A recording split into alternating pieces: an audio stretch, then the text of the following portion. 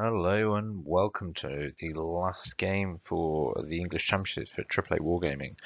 Um, this is so I had 34 points going to the last game, and this is against Jack Chapman. So he's quite famous in the UK scene, potentially with us.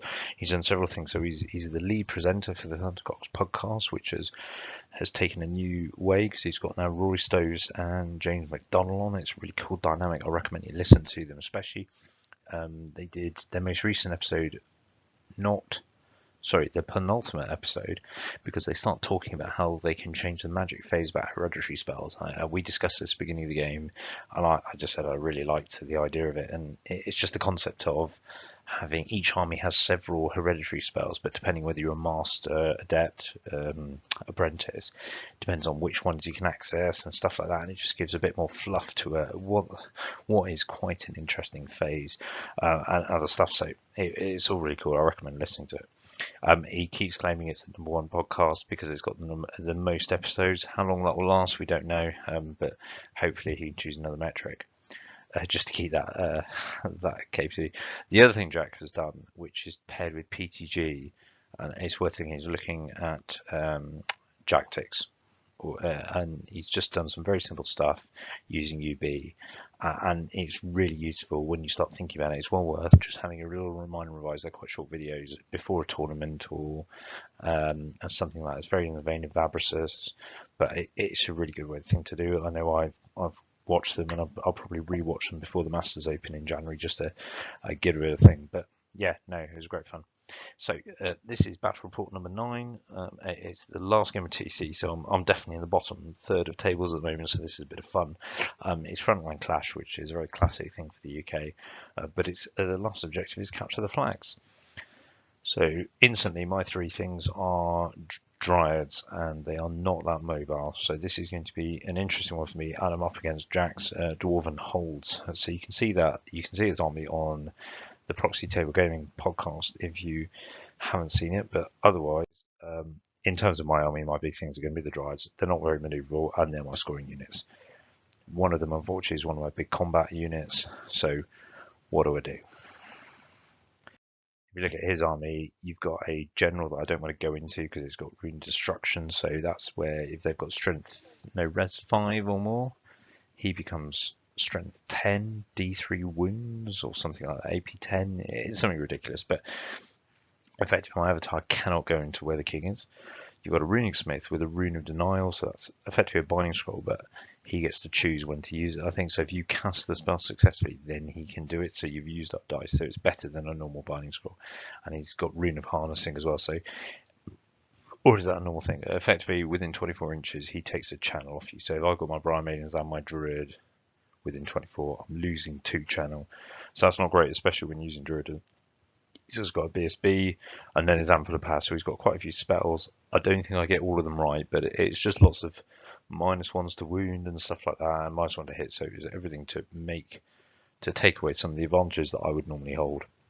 And then with he's got 3 big units. So the miners are his weakness. So it's going to be thought where if he brings them on my side and I can swarm them, that's great. But I don't think he's going to. He's going to put them on his side because he's got 2 units of 13, 20 with big shooting. I'm going to find it very difficult to take on those. I can take on the Greybeards if I get them in the right thing, but the King's Guard are just so difficult. 2 attacks, strength 6, high AP. I've got nothing that really can take them on, especially if they've got a general or a BSB in range. And then his clan marksman, there's just so much shooting there. It's just, it's dangerous. So I'm gonna struggle to get the objective now unless he puts the miners in the wrong place. He's then got a Grudge Buster with a cannon, but mainly a charging weapon, so it's basically a mobile chariot.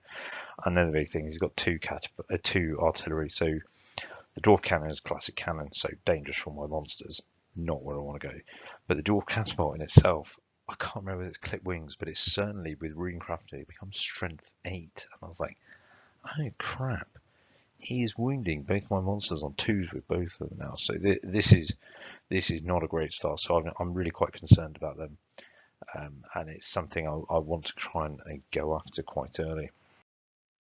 In terms of spells, I swapped out in 20 roots for Spirit of the Wood, and that's just because I think I would need that soft cover. And it's also I didn't understand one of the rules by then, but I got pointed out partway through the game. You can't. Yeah, and when I get to it, I'll explain it what I mean because it's better when you actually visualize it. But other than that, I was pretty happy with my spell selection. I thought, right, I'm gonna have to keep it tight. I'm probably gonna look for something that keeps my dragon and avatar out of line of sight, and that just means I'm going to be playing quite centrally. In the Dwarven Holes, lots of -1s to wounded hit, and then Arena Revocation.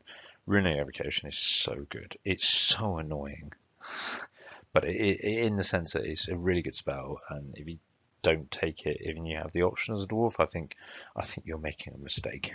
But equally, I don't know enough about dwarves to actually make that a great thing. But against Druidism, I mean, when you think about Oaken Throne and the Wizard, it's just painful. But it just means you can stop a lot of the benefits of Druidism and any buffs. So I think it's a really good thing.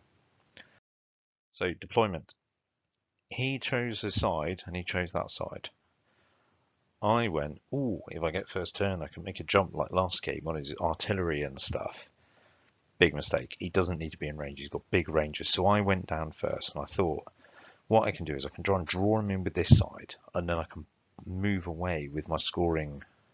Sorry, I didn't have my thing up. So I thought I'd put my scoring down on this side, and then I can move it away this side.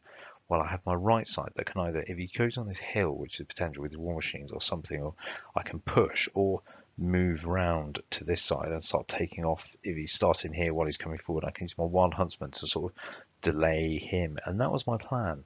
And I think that was a good plan. But I don't think I listened to my plan. I think I started doing something totally different, as you'll see.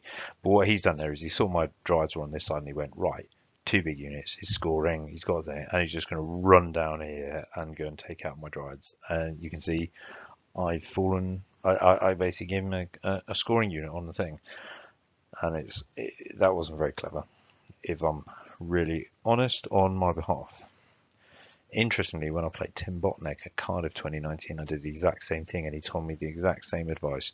I put a big scoring unit and he just put both 2 big blocks of beast herds opposite. And he slaughtered me 20-0. This was 2019, pre-COVID. And I asked him afterwards, what was my mistake? And he went, you put your scoring units down and capture flags first. And I just went, that's what I'm going for. I've got ambush and all the rest of it.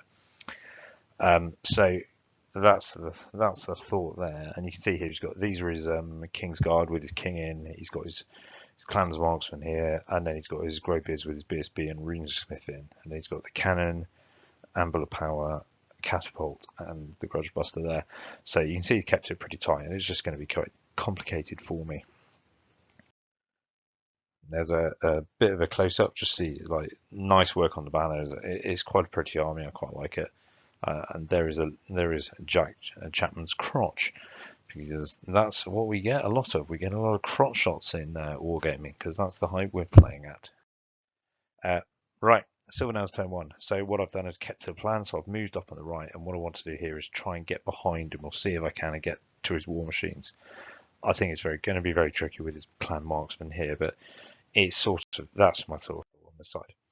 I do get some spells off, so I managed to get both the wood spells off, and that's just to give them a soft cover.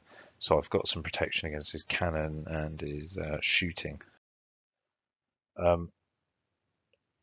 What I didn't do, what I did do is I turned the dryads to look towards the right, the 2 small ones, but I left the big one centrally, and I think that was a mistake because that changes my plan. What I should have done was move the dryads to the right to bugger off, because then that protects them, and because I can fight without my scoring units and not give up the objective. He's got to come with his scoring units, as you can see here on his turn 1, to actually come and do something. He cannot stand off. He's got to put them at risk, and that's something I should have played on, and I completely didn't. And that was probably my macro problem. I didn't stick to the plan on this one. I think it's Watch the Dices that talks about macro and micro problems. I think that's a really good way of looking at it. But you can see his ones. He's marched his King's Guard and his Greybeards forward. He's going to want to engage my dryads and get them out with these guys, and he just wants to block off my side whilst doing a bit of threat and using his shooting to pick off my side. He absolutely slaughters the Brahmins because I can't make a single save. And they run, they fail their leadership check and run away through the Heath Hunters. Luckily, no one else fails their leadership check, so that was really quite good. But well played. I think this was not them so much. I think this was these guys back here. One of them, I think it was the catapult that absolutely smashed them to pieces. In my turns too, I rally. I don't charge, but I rally the Brahmins, and here you can see here, I now can't move to the right because he's now in charge range. So I'd take a flank charge. So I've missed my opportunity. So that's a mistake. So what I want to do is I'll bring my Sylvan Sentinels up because I want to push my Wild Huntsman down the flank to his cannon and stuff. And this is where I think I got so fixated on these war machines, I didn't actually play what was in front of me here. And this is just something that I think I need to be aware of, and just to be thinking, don't get fixated on threats to your big thing, because I think just think about the dice. They've got a hit, they've got a wound, you've got saves, and then if they don't kill you, you can still move behind. I could have still moved back behind the hill. It's not the end of the world. And I got so fixated, I wasted my Wild Huntsmen. So my Wild Huntsmen are off here somewhere, trying to get down this flank. And I'm just putting them at risk of all this shooting without actually achieving anything, rather than what I should have done. Because so they haven't gone away. They should have gone away. I should have moved Blade Dancers up on this hill maybe, or something like that. But I should have had the Wild Huntsman looking at a flank charge into here, not letting the Grudge Buster chaff me up, or even if he did chaff me up, at least I get to charge him and I get to kill something and take it out. But I didn't do any of that, so that was a mistake on me. But I have moved these guys up, and that's just to shoot off that, hopefully over slow time, so that my Wild Hunts can get in the back. You can see I've moved my Heath Hunters up to here, and I'm looking at shooting or charging there. But again, that's a really big mistake. He's going to bring on miners. He's probably going to bring them on back here. So that's pistol shooting. Plus, he's already got these guys, and then he's got everything else. So I've kind of thrown away those Heath Hunters. In the back here, I get Oaken thrown off, and then I also get the wood spell on here. So this is somewhere where I got it wrong. I put a wood spell on these guys, and I thought because they had a wood spell on these guys that it gave soft cover to the avatar. It doesn't work that way. It just affects the unit. Well, this was clarified. If someone thinks differently, please say. But other than that, here you can see the Brymadians, and I've healed one using Oaken Throne, so they are back. And I heal a few more, one more over time as well. Yeah, there you go. You can see they're back up to 4, which is good. So that was 2 units of 2 versions of the attribute, because I've used the spell and some low grade stuff just to get some stuff back. And this is a better view. You can see these Dryads are actually facing this way, and they're just slowly moving away off the board. But you can see if I turn them and move them back that way, then I should have stuck the Wild Huntsman. Instead of going off after these 2, I should have just moved them here, or even here, move them back, draw them in, and then I've got flank charges. I should have had the avatar looking, that's where it should have been looking. I should have had them out of the way. This is the other bit. I'll put them there to go after that because I've got so fixated on this that I haven't realized that they're blocking. So let's say these charge, which they're likely to. I can't countercharge with the avatar because they're in the way, because he's not a flying character. So I just made a world of errors on here. But you can see I'm still trying to get them around the side. I'm still fixated on these guys. So yeah, not a clever move, James. And you can see here, so he's trying to charge his Growbeards in here, and he's failed, but he's cut the distance, and I haven't really got anywhere to move. So I've got to still face him, and it's either I charge him or he charges me, and then how am I going to block his with a counter charge? And I still didn't think I could go in. It was still a big error, and oh god. But on top of this, you can see his miners. He did originally start bringing them on my side, and I was like, oh, I could do this. He can bring them on my side. I'll just mob them with all my units. I'll take him out. I'll bring the Wild Huntsman back, whatever. But then he went, no, that's not a good move. So he picked them up and he put them there, and he's going to kill the Heath Hunters. So that's better. Otherwise, he's just moving all his stuff forward. He puts them down to one horse archer, but he doesn't kill them off, and they pass their panic check, which is really quite good. Or it passes the panic check. And then in this phase, he moves his flying thing. So he moved it just so that effectively if I get in, I get 1 file in. And then he shot loads at them. And he was going to kill enough so that these two would have died as well. So he shot well, he hit 4 times, he wounded 4 times, and I failed my armor saves, and then I passed 2 of my ward saves. I was like, damn it, because that would have been great, because that would have actually, that would have been a pure fluke to me rather than his bad play, because the odds were significantly down. That means I would have been able to charge through into his catapult, and his chaffing wouldn't have worked. So it would have been quite funny, but it would have been totally against the run of play. And there you can see, so this is my turn 3. I do not charge the Dryades into him because I just don't think I can win against Greybeards, and then he gets counter charge. But I probably should have done this at one point. I've rectified my mistake, so I'm sort of trying to draw them in the Dryades here. I'm hoping I get some spells off here so that I can protect them. So that when he comes in, it's all good. But you can see the Dryades will make it off. So the game plan is not going badly. I've got these Dryades stuck here that I'm trying to move backwards while praying the Greybeards don't charge before I can get the Avatar in, whilst maintaining some level to block. What I've done with the Heath Hunter here is I've moved him right back so they can try and heal him, but it's unlikely. Whilst moving my Briar Maidens forward with the Heath Hunters, I've still got this plan that maybe now I can go after the miners. Now they're on the board. Maybe they're in my arc, but what I should have done is, instead of me, if I was going to be serious about that, instead of moving the Blade Dancers back, I should have moved the Dryads Blade Dancers forward just to threaten this area more. So if they start coming into this area, I can move around early. But other than that, yeah, I'm not against that. But my big thing is I didn't get any buffs on these guys, so they are out in the open. Dornell's turn 3. Luckily, he fails another charge. So you can see up here, I've moved the Wild Huntsman around. So I'm persevering with this failed tactic rather than bringing them back around to start healing them and keeping a unit alive and getting so fixated on these war machines. And you can see he's brought his units forward. He's getting closer. He knows, like, let's look at that gap there. He's going to get them next turn. I really haven't got an idea what I was doing. I didn't think this. I got so fixated on trying to go off these war machines, I didn't think about the objective. And because there was things I could do here, if I'm really, really honest, where I'd made a mistake and I could have rectified it. And I can talk that through after his turn. But otherwise, he's put a load of buffs on these guys, so I don't want to go into them. In shooting, he doesn't do any wounds to me.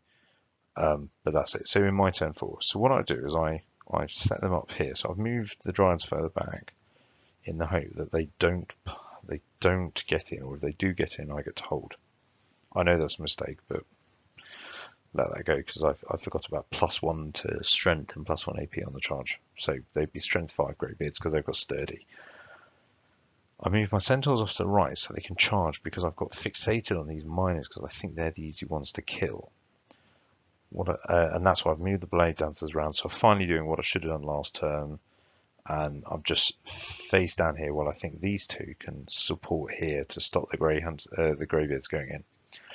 What I should have done is move the Sentinels here to chaff them. Then either I have a choice of bringing these all around here to give him a choice. So if he charges in, I get to go, and I could have had the Blade Dancers there. I could have done that and basically made a really difficult situation for him, because in last turn he killed off the Wild Huntsman. And I think that made me feel that, oh, I can't go to this, so I must protect my big monsters because I could lose them a turn. But what it did is meant I've not thought about the objective until this moment really about killing him, but I haven't thought about how I can stop him going after this, because I've got loads of chaff around here. I've got the Heath Hunters, I've got the Briar Maidens turn here, I've got the Sentinels, so I can stop him doing this to then extract and save a lot of points. But I didn't. And I wanted a bit. It was the last game, and it was kind of like, let's go for something here. But yeah, it wasn't a clever. His turn 4, he gets in, and I've got no magic buffs on Ivan again. Oh bugger! I think it's the technical term. But either way, so what he starts doing is he's turned his miners around here because he's going to start moving them back that way, and he's moved them back across because he's seen what I'm doing with my Blade Dancers, and he wants to protect them because he knows how good they're on the charge. I've forgotten about sturdy at this point because I think it's a bit more of an even fight, but he knows he's got enough magic, etc., to make that a really uneven fight. He's moved them up, so I'm not counter charging, and I'm not going into. So he's moved the King's Guard up here. Just basically, I'm not going to counter charge into there because I won't break them, and then he's going to counter charge and kill me. So they're going away. He'll have got those scoring unit because it doesn't matter about the small darts, and he just needs to make sure that I don't get into these two units here and protect them. In Magic, he gets Gleaming off, which I think is -1 to hit. So I'm hitting on 5s and then mooning on 4s, or it's hitting on 4s and mooning on 5s. Either way, it's not a good way. He's got, especially with parry, so this is going to go one way, I think. In shooting, his catapult hits and takes off 4 of my blade dancers, or shooting and something like that. So that's not great. And yeah, this is my drives are dead. So he kills me quite low. I didn't even take them off. I just started putting dice down, and he broke my steadfast. I was automatic fail and I ran off the board. So he turns around to face back into the center. So that's his turn 4, and that means he's up on the objective. So I feel I've got even more pressure to go after these miners now, because I haven't got the blade dancers or anyone else in position apart from the monsters, who I can't send in because his king guards. You can just see there. So this is kind of like my big mistake. So what I do is I reinforce defeat and I push quite hard rather than just reinforcing, because you can see he's in between our turns. I've pushed around here and he's turned around, so he's threatening this big area. So yes, I can charge them in, but it means I don't really, because of the range of Druidism, to get there in range, I need to sit here in front of the King's Guard. So I reinforce defeat even further. Going on to turns 5, what he does is, he turns them around and he puts some spells on this, but it doesn't really matter. But the big thing is he shoots and he puts them down to that stage, but I'm still within charge range and it's going to be quite dangerous for him. So I think with hard target and stuff, I'm going to get in with something, but I'm going to have to get in within 12 inches because he's going to stop Summer's Growth. Therefore, I need to get some other spells through just to get them up. Turn 6, I charge. I lose another one on the way in, but I've got enough in that could be quite dangerous. And you can see here what I get up is I get off Stone Skin and Forest Embrace. So I've got they're in a wood, so they're going to be steadfast. I'm going to be killing a lot of them, but I don't think it's enough to break steadfast, and that's what he's pretty confident about here. More importantly, on my turn, I haven't shot enough of these off. I do cause a panic check, but he passes, and that's kind of my chance of winning the objective or drawing the objective gone. I think unless I roll so insanely well against these guys, but with a 5+, because he's got parry, and which is not bad against Sylvan Blades because of paired weapons, but it is great because it means he's got a 5+ Aegis. Damn it. Oh well. But it's a Hail Mary charge. In his turn, you can see this. This is the back end of my turn, so you can see I've put them in range. I put them in front of the King's Guard. Jack kindly pointed out later that I could flee, so I did flee. I don't know why I wasn't thinking on that one. It wasn't a great thing, but I've sat my Sentinels and them in front of there so that he can get a lot of points here, and I shouldn't have done that. But it created a more interesting game, so there was a chance that I could draw the objective and claw some points back here. So that's what I was going for. And you can see here I've got models here that I'm hoping to buff them up a loads, but all I get is sort of Stone Skin just to keep it on. And then his Dwarven Turns turn 6, he charges there. I was like, crap, that's me. And Jack kind of pointed out that I can flee, which I fled. I measured it. I was like, crap, I'm bouncing through. And he went, no, you've measured that wrong. You need to turn it and then measure, which meant I didn't bounce through. So very kind of Jack to point that out, because it saved me about 400 points, because then it only means he's running at the end of the game, not dying.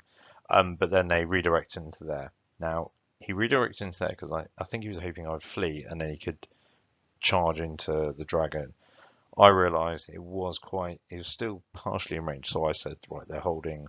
So I've lost the Sentinels, but 345 points of them is less than 400 odd points of dragon, plus losing points for half points for them. So that's the reason I did it. He gets in and he kills the Sentinels. I mean, that's just a non-combat with Kingsguard, and his king. Now I tried to stop as much spells on this. The big one, I stopped Rune of Revocation, but that meant he had so many minus to wounds off. Or no, sorry, I couldn't stop Rune of Revocation. I rolled low for it, but I stopped his -1 to wounds and all stuff like that. But it just meant that I was no more res 6, so my chance of winning combat was not going to be great on this one. So I don't win. We just ended up with a draw there, so that was that. What he does do in shooting is he hits this with a cannon, and then Ian takes 2 wounds off. He then shoots it with he's hit it with a catapult. He then shoots it with a cannon, and because of clip wings and all that, we worked out the only way the dragon was really probably going to survive is he needs to roll a 1 now to wound. And we're all there, we're like, oh, this is it, this is going to be interesting. And he rolls a 1. So I do remember cheering, which may be unsporting. I don't know, the game's gone pretty badly, but it was quite a funny moment. I was quite glad of that. So it meant my dragon running away on 4 wounds. I do not give away half points or anything extra to get the full points, but I stick. So that's quite good. And then, yep, that's the King's Guard taking off the Centaurs. I think I took them off. I just said, I don't worry, because they're not surviving, and it's just a nip. So this is the end of the game. So yeah, so I lost half points to the dragon, the dryads, the big dryads, and that's also the objective, which was really painful, mate. Both Heath Hunters, the Wild Huntsman, because I sent them off on some crazy run down the flank after his war machines. It was really stupid. I'd rather just try and line up the Greybeards, because that could have been quite funny actually. Greybeards getting a flank charge or front charge from 9 Wild Huntsmen. Yeah, they'd have survived and they'd ground me down, but I don't think there'd have been that many left, so that maybe I could have taken out some of his characters maybe, just to give myself, and then put some of my monsters in and chaff the other guys out. That could have been quite interesting. And then the Silver Sentinels at the end. So that meant he was 2,085 points up, 15.5, but he's got the secondary, so he wins 18-2. So I let Jack submarine a bit on the last game, and I finished on about 34. So not a great result, but I think I could have played that a lot better. I got 0 points, and I think just play the objective. I completely forgot about that, and I got so fixated on his war machines. I think I look for it sometimes too much instantly, rather than think, right, what does he need to do to actually get the objective?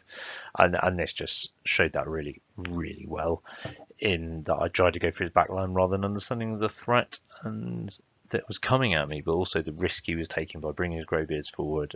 There's something I can take, and it's just one of those things. So I don't think I use my blade dancers effectively. Right, I've still got the wrong thoughts on the gaming, so I really need to think of that. Again, I'm Hobby Corner. This is the same day. I've recorded this on the same day as the game 4, so just to get it out, because I'm going on holiday for a bit. So I will not be reporting a bit, just taking another break for Christmas. What I will be doing after this is I'm going to do analysis on how the list did, and what I liked and what I didn't like, and some thoughts I've got going into the Masters Open, and some of the lists I think about trying, just to give you a bit of thing. But thank you very much for watching on this side, and look forward to seeing you on the next one. Have a Merry Christmas.